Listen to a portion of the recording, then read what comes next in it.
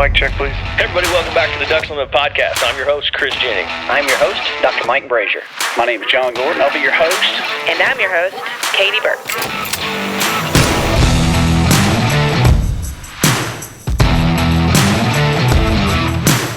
Welcome to the Ducks Unlimited podcast, the only podcast about all things waterfowl. From hunting insights to science-based discussions about ducks, geese, and issues affecting waterfowl and wetlands conservation in North America. We bring the resource to you, the DU Podcast.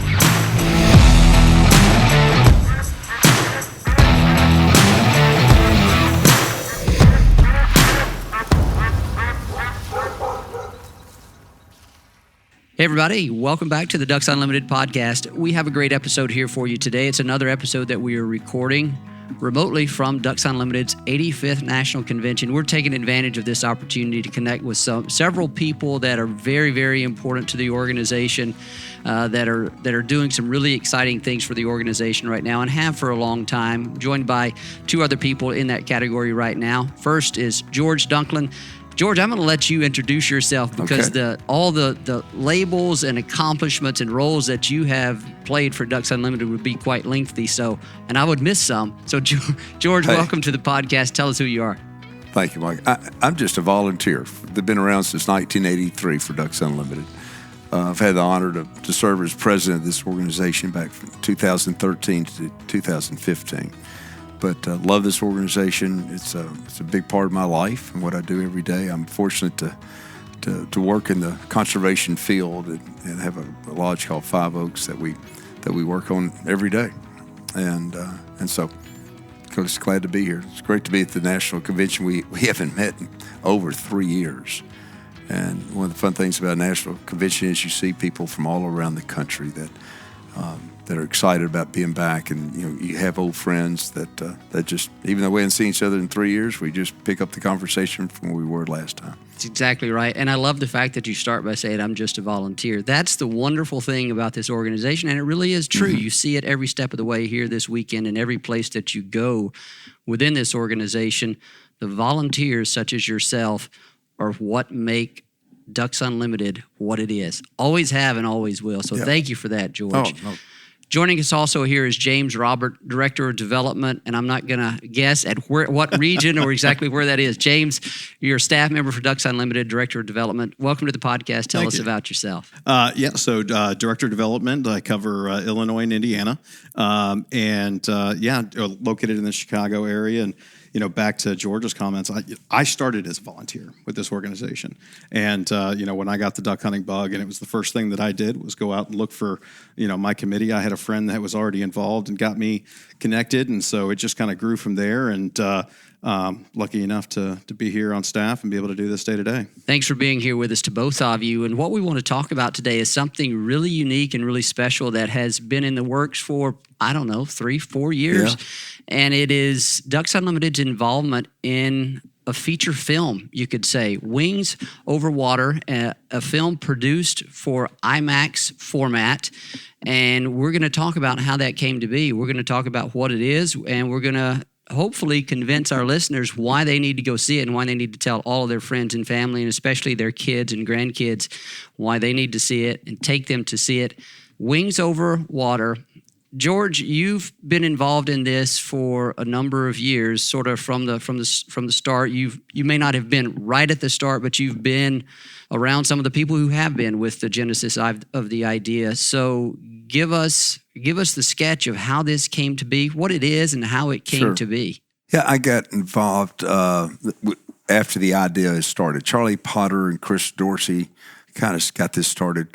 Charlie Potter's the executive director, CEO of the McGraw Foundation in Chicago, wonderful organization. Chris actually used to be with Ducks Unlimited and left in a communication side of our business and went out on his own, has a production company. I think it's in Colorado. And anyway, they came and presented this idea at a Wetland America Trust board meeting that we happen to have at Five Oaks Lodge. I guess it was 4 years ago now. Doug Oberhelman, our vice chair of WAT, who's also a board member of McGraw, really liked this idea as well. And he pitched it to the trustees that weekend. So that's the first time I was exposed to it. And then later on, probably a year later, at our fall board meeting, I can't remember what city. I think it was Lexington, Kentucky, but I can't remember. Anyway, we were challenged. One of our major donors of Ducks Unlimited, a wonderful gentleman from the Chicago area named Dave Groney, said, "All right, I'll put $1 million up, but you got to match it dollar for dollar." And the total production cost of this movie is about $8 million. So I kind of challenged our board. And I said, "Hey, let's do this." And I put up the first 100,000 of it just to get it going, because I really believed in it. I believed what it could do and the exposure. And this is way outside our normal realm of Ducks Unlimited. And I'm a very traditional type of person as well. But I always have loved this format. I've gone to many IMAX movies when either I'm at the Smithsonian, Washington, or wherever. And the movie's only about 45 minutes long, but it's in that 3D IMAX format. It is so immersive. And the director and writer they chose was a guy named Andy Young. Andy's from New York, and he made one other IMAX movie, and it was called Backyard Wilderness. And they previewed that for us in Memphis. And I said, "Wow, this guy is good. This guy got it." And that's how I kind of got started. And I was fortunate later on, they actually asked to film some of the episode, the wintering migration of the mallard part on some of our land. So I got a chance to be with Andy several times when he came, and he really understood what we were trying to do. Talk about that a bit, George, and what the message is, because it's really cool. I've seen it. The three of us have seen it. There's 3 different species of birds in it, and there's a common tie in those three species of birds, all going back to emphasize the importance of a geography that's pretty important to Ducks Unlimited, right? Yeah. Tell us about that. The prairie pothole region. The 3 species is the warbler, the sandhill crane, and of course the mallard duck. Yellow warbler for those. Yellow warbler, excuse me. That's right. Thank you very much for correcting me on that. The yellow warbler, and all 3 of those species depend on the prairie pothole region for their lifestyle. And so the idea of the movie was, not many people know what the prairie pothole region is. They might have heard of the Everglades or the Amazon or some of these other incredible other ecosystems. But the prairie pothole region is 300,000 square miles. I mean, it's not a small spot on the earth. And it's extremely important, not to just these 3 species, to hundreds of different species of animals and critters, and good water, safe water, and clean water, and all the other things, flood control. But we wanted to expose. The idea was let's expose it to an audience that's normally not a Ducks Unlimited audience, 10 and 12-year-olds that would go to a school that a school function would take them to an IMAX theater, and they would see, wow. Now the cool thing about it is there's no hunting scenes, there's no dead ducks in it, there's no dead sandhill cranes, but it really shows the importance of those ecosystems that we have, all the way from the prairies to, for the mallard, to Arkansas, and how important the bottomland hardwoods are to the mallard lifestyle. So just trying to expose people, groups of people that would not have any idea what's going on, how all this works.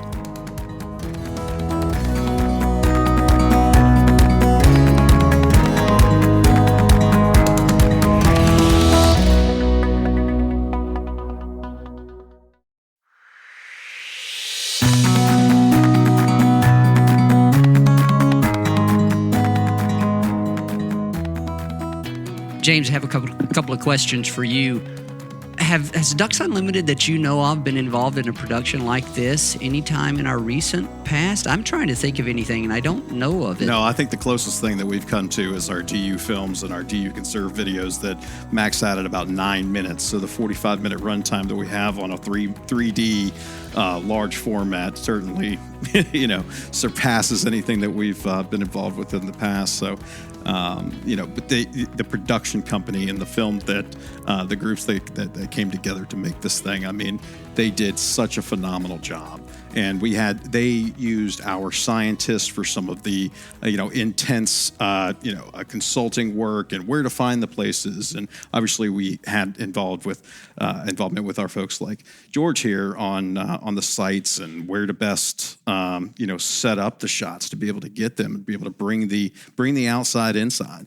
I've been duck hunting for a long time, and I see things in this film that, I would never otherwise have the opportunity to see. Nobody does, except in these types of mediums. So, and you mentioned the scientist involved in some of this. I know some of our scientists, some of the scientists of the partnering organization reviewed the script, advised on the script to make sure it's accurate, the accurate representation of the life cycle of these species and where they're going and the function of the different habitats in those life cycles. It's important, and so it's pretty rewarding in that way as well. We're all science-based organizations involved in this, and we stayed true to that even in the production of this film, which is pretty cool. Why is it important, James, in this day and age for Ducks Unlimited to use this type of additional medium to help with our mission, sharing and helping to educate about the importance of these landscapes? Why would we be doing this now? Well, I think that the mission that we have, obviously, conserving what is left, and that, what is left is still shrinking in a lot of areas, and it's still going away. And so the opportunity for our young people to go out there and experience, not just going out into the marsh, but going out and seeing the different parts of the ecosystem and the birds, the courtship that the birds go through and everything. It's an impossible thing to be able to explain to somebody in words. You have to show them in a visual aspect. So if you can impress upon them at 8, 9, 10 years old, whatever way you do that, let's go. And this certainly does that. And George, this wasn't one of those productions where we spared expenses or anything of that nature. You mentioned, what was it, $8 million $8 million that goes budget into this? And there are some pretty notable names associated with this film. Can you talk about that? Yeah. Doug Oberhelman, our vice chairman of Watt, who's former CEO and chairman of the board of Caterpillar there in Peoria, Illinois, who's a big duck hunter, and like I mentioned before, he's on the board of McGraw. He really got behind this, which brought in some other because of his presence and his stature, brought in some other folks. And from I love the 70s and 80s music. Well, we got a guy named Huey Lewis, who some of our audience might not have heard of, but he was a phenomenal rock star back in those days, and I think he's a good friend of Chris Dorsey's. Well, I think at the premiere in Pittsburgh, Pittsburgh, he actually came, and our president Doug Schoenrock was with him, and they got to hang out together. And Huey's song "The Power of Love" is played at a really strategic part of the movie when James was talking about the breeding, the courtship, and it's just cool how it all came together. It's just the way that Andy and his team were able to. Well, that's why he was nominated for an Academy Award on another movie. I mean, Andy knows what he's doing. As you said, no expense was spared. But what I loved about Andy was he really wanted it to be done realistic and right. And that's why he depended on our scientists to be able to make sure he got that. Narrated by a pretty noteworthy individual as well, named, right? Batman, Michael Keaton. Oh, I thought of Beetlejuice. Well, Beetlejuice, he's in so many movies. A lot of different movies. Yeah, he's been great. Yep, it did a great job. Great voice for the narration on that, right? Oh, it's great. I think of him as Birdman. Yeah, yeah, Mr. Mom. Yeah. Oh gosh, he's a funny guy. Now, James, I know you have a favorite scene in the film. You talked about it before we started recording. It was maybe it's not the favorite, but it's certainly one of the most memorable. Kind of give our audience a tease for that. Okay, so it's hard to talk about a movie and not give spoilers because you don't want to ruin it for people. That's true. This is early enough in the movie, so it's we talk about how this is geared towards kids, and they get into it from the jump. There's this moment. I think it's actually this part of the film was probably at Five Oaks, if I'm not mistaken. But there's a film when they're talking about the reciprocal part of the environment and how the ducks feed the soil and back and forth, and the duck flies over and the kids got the 3D glasses on and the duck poop comes straight out and it just comes right at you, gets bigger and bigger, and all the kids in the theater just go and from that point in they're hooked. They're hooked, yeah. They're absolutely hooked. And that's why it's important to see it in 3D. Yeah. Right. Yes. So I have a question for you with regard to that. I'm not a videographer. I have no idea how much goes into this work other than it's a lot. All of those scenes, they're real scenes, real footage. Is there any kind of CGI involved in some of this? So I've been told that for the most part, this is all 100% real in there. There's a little Hollywood. There's got to be. Yeah. But the action and the behaviors of the animals and the behavior of what we're trying to do, all of that 100%. All the landscapes, all of the commentary about the landscapes, all 100% real. Yeah. All the families that we follow when we talk about with sustainable agriculture, all of that. Yeah, that's the other great thing about it is we do interview some of the people. They're featured, some of the people who depend on the land that the animals also depend upon are featured in this film. Yeah, that's kind of the story of it, to show the importance of the land and taking care of the land. And this family depends on that land. And I thought the gentleman from the U.S. Fish and Wildlife Service did a wonderful job. Oh, yeah. Yeah, and how he explained how he made the connection with everything. Let's talk a little bit about where people can see the film, when they can see the film. James, tell us a little about that, where and when, and what do people need to be aware of with regard to going to see? So the strategy of where these films are going to be played, a lot of your museums, your science centers, major markets, it's currently playing in 20 different venues. We're international. We're actually playing in Taiwan and Kuwait. And so if you find yourselves in those neighborhoods, know that this is available to you. But new markets are coming on all the time. It's been playing in a couple different markets in Texas and Denver. We've got St. Louis and 2 different places in New York City. And so you're going to have an opportunity to see this all over the country. You can go to www.wingsoverwaterfilm.com and it'll have all the places that you can come, that you can go see it. We're updating new places, new theaters around the country that this is going to be showing on a daily basis to the general public. That's where you can go see. And it will be available for an indeterminate length of time, right? They'll be able to play them in those venues for as long as they want to play them. The IMAX format goes, these movies have a 10 to 15, 20-year life. That was kind of the exciting thing.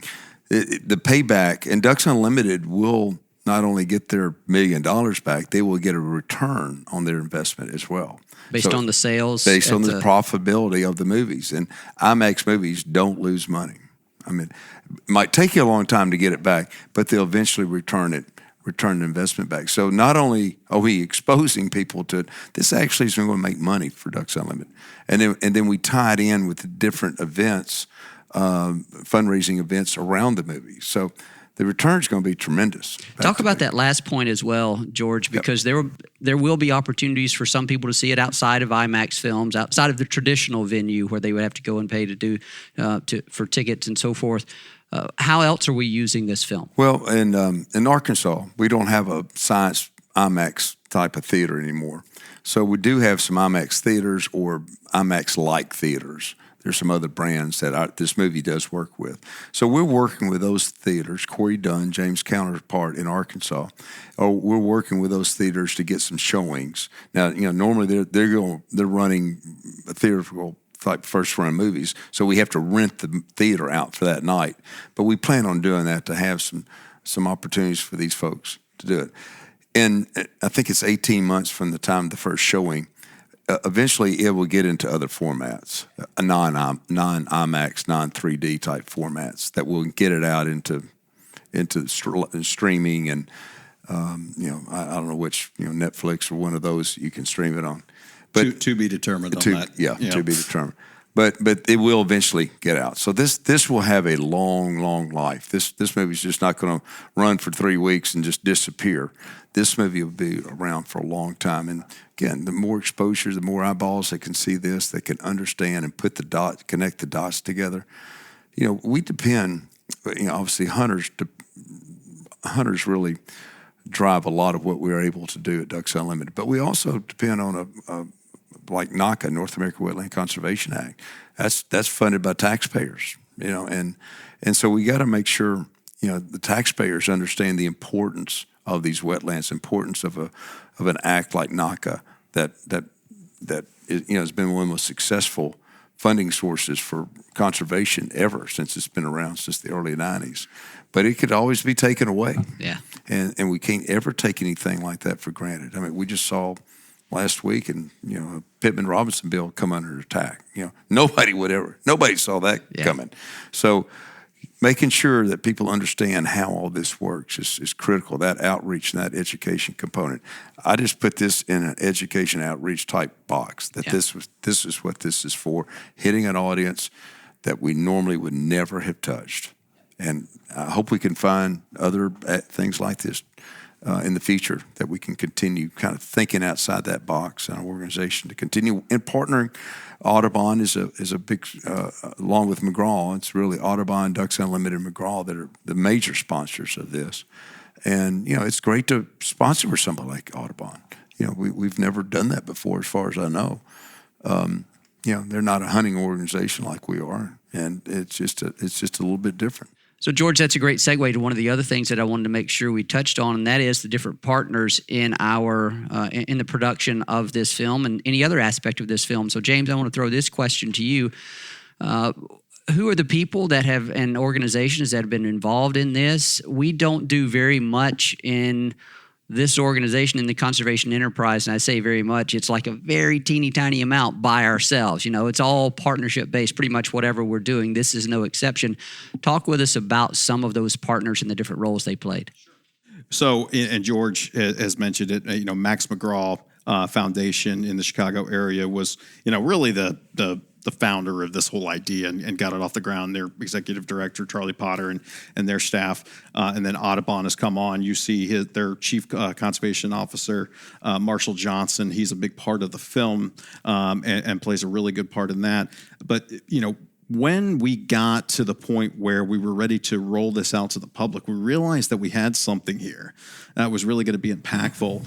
And so we started to just let our corporate partners know exactly what we were doing and give them an update on how we had invested some of our time, and they were really excited about it and got on board with us. And so Bass Pro Shop, Uline, and First Horizon Bank all jumped on immediately and said, we love what you're doing and we want to support your effort. And so they, to the tune of $6 million collected between those three corporate partners, have come to the table with their partnership to the prairies, and we were able to graciously recognize their efforts and their generosity to the prairie pothole region and that landscape through this film and other parts of it. So it's really been amazing in such a short amount of time. I mean, we went public with this based on January 26th. And so it's taken off. I remember when I saw the closing credits. I can't tell you the size of the smile that came across my face when I saw Ducks Unlimited's logo name is being associated with this film. It's a tremendous film, and was a moment of pride and will be a moment of pride every time I watch it, to see that Ducks Unlimited name and logo associated with this film. And thank you to each of you guys for what you've done to help make this possible and continue to promote it. Thank you for being on the podcast here to help us discuss this. Yeah, our pleasure, and we hope people will go see it, because it will touch an emotional string in your heart. There's Absolutely. no question. It certainly did. And I think all three of us, the first time we saw it, we're very proud of it.